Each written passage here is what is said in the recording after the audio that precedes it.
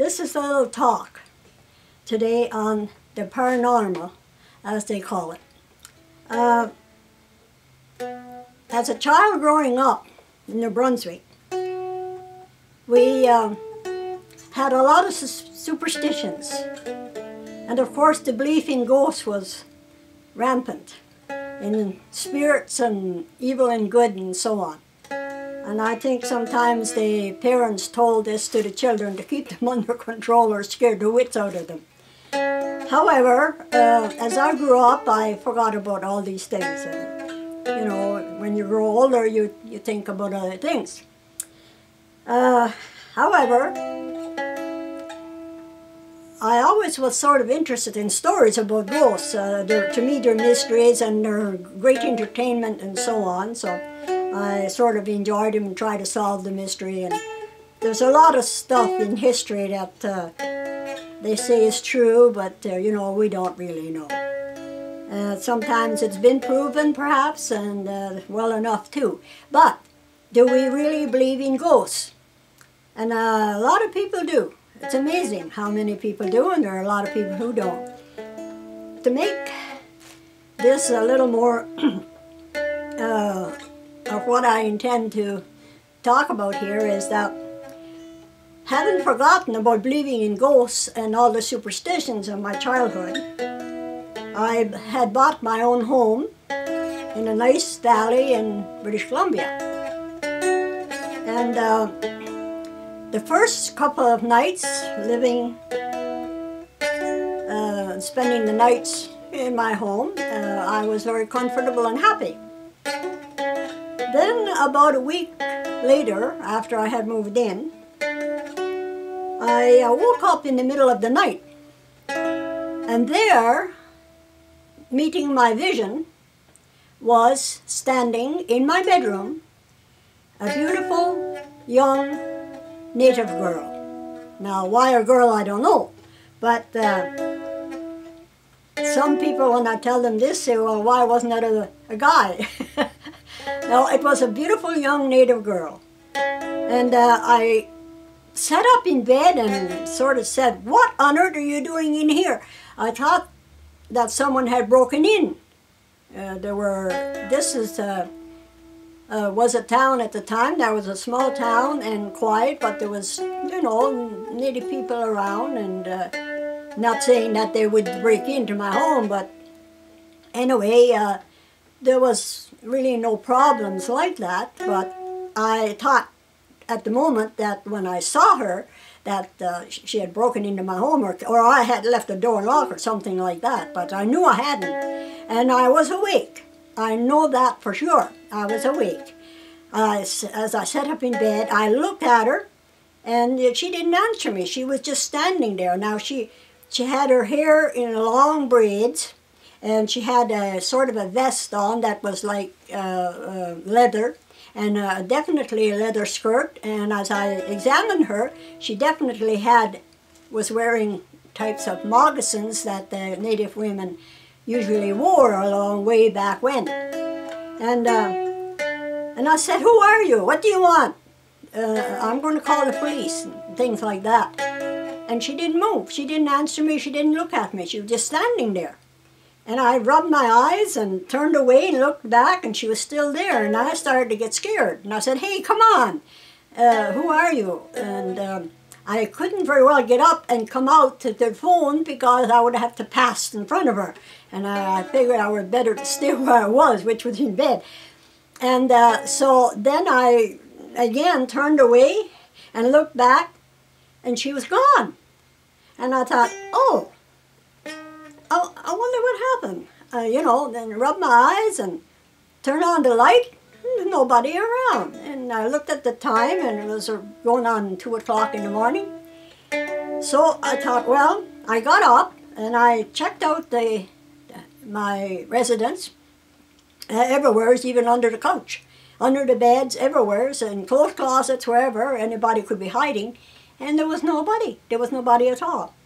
Well, I went back to bed, and I was convinced, as I lay there, with the light on, mind you, that I had actually had a visitation from a ghost or a paranormal experience.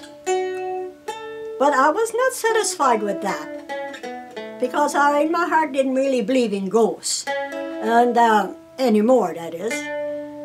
So I decided to check it out, and I went to the library and I started to get books about different things on the paranormal and all this stuff. And then I started to look into some books that had written by medical people and other people who had were refuting the idea of paranormal and, you know, things like that. But there was one particular book I read, and I don't remember the name of it now, but it was very interesting to me and it made a lot of sense. And that was that in this book, the writer claimed that sometimes when people are dreaming, they wake up, they are awake, but apparently, according to this, his idea was, or his theory, was that there's a certain part of the brain that does the dreaming. And that part, even though the person is awake, does not wake up right away. So therefore, what you're actually seeing, you're awake and you know it, and what you actually see is your dream. You're actually looking at your dream. And then, of course, when you wake, that part of your brain wakes up, then it disappears. And so there you have your ghost. So I thought, well, that makes sense. That probably makes sense, because I had been reading the history of the area and of the native people in the past, and how the area was found, the valley was found, and how it was populated, and how it became as it is now. And I think that's what happened. So that was my ghost. It was actually me dreaming about what I had read about the native peoples and the way they dressed and lived and so on. And this beautiful young lady visited me in my dream, and I woke up, but that part of my brain where I was dreaming was still not awake, and so therefore I saw her standing in my room. And when I finally completely awoke, then she disappeared. But now, you know, it's kind of difficult. I don't believe in it, but I know I have had some very strange experiences. And my thoughts on those is that we do, being beings that have a lot of electricity in us, and the brain actually is electricity and so on, that we may sometimes make connections without us knowing it, with maybe a loved one who's thinking about us or who's very ill or something happens, you know, and we have an experience. So as far as saying there's no paranormal, I wouldn't dispute that. I think there is some sort of experience there.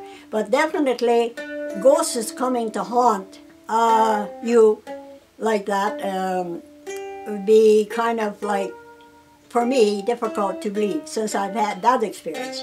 So that's my story about ghosts. So do you believe in ghosts? Now, you have a lot of different songs and reels and stuff and music and art and everything about ghosts and about the paranormal and, you know, things appearing. And I myself have written some ghost stories, which are actually the stories that were told to us as we were youngsters, and that came down from father to son to children's children, you know, so on.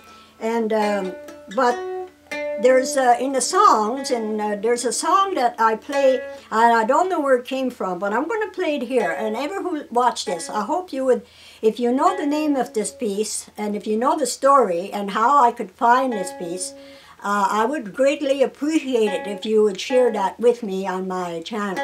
And it's, I think it's known as the Lady of Lake Burdor. I'm not sure if that's a name, but I know Burdor is in, the word Burdor is in that piece.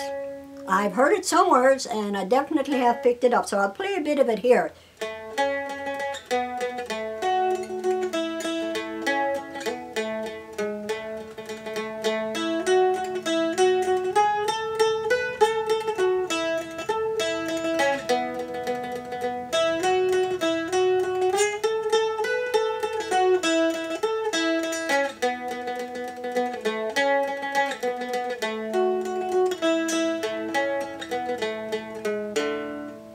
And I would appreciate it if you would let me know where I could find this piece, because it really is a beautiful piece, and I'd like to make a video of it and a mix. So anyway, I hope that you've enjoyed this little talk, and I hope you will share your thoughts with me on this idea. There will be more on this idea, on this topic too. It's very interesting. Life is very, very interesting, and all things are worth exploring and enjoying and so forth.